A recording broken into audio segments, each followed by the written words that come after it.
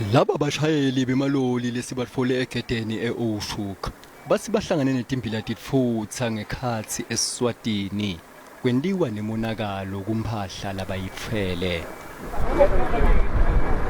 While driving down the hill to Mbabane, there was a protest, a big protest in town, and I tried to make a U-turn facing the oncoming traffic. While I was on my way, they came in a full sprint to block my truck.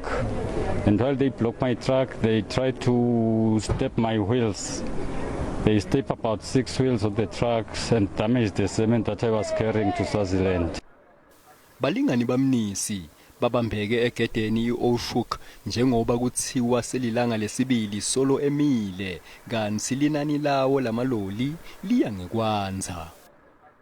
Kwangala la sikhona khona asathi sesiphephe kanganani yize kona bemthetho bangala eSouth Africa bayazama ukuthi bazame kusihlola ukuthi silele njani ama-truck aphephile kodwa nje kuyasifrustrate kakhulu sesiphelelwa ke nana ukudla. Labaseswatini bona bathi bomakhalekhikhini abasebenzi kahle. With us here the internet is cut and then they allow it to work for even less than 20 or 15 minutes, then they also switch it off.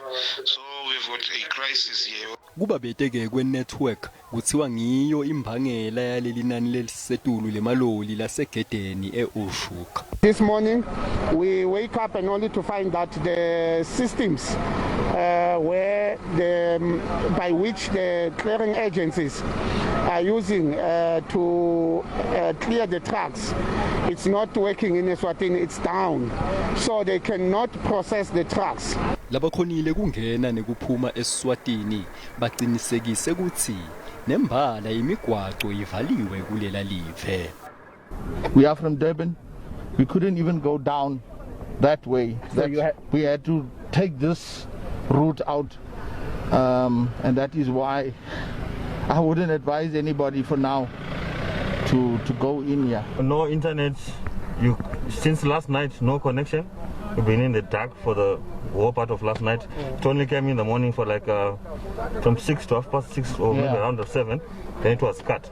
Iningizimu Afrika ngiyo lehwebelana kakhulu nilaseswatini nyalo njengoba emaloli avalelekile angakhoni kungena kulaseswatini kungenteka kube nekweswelakala kwekudla kanye naletinye tintfo.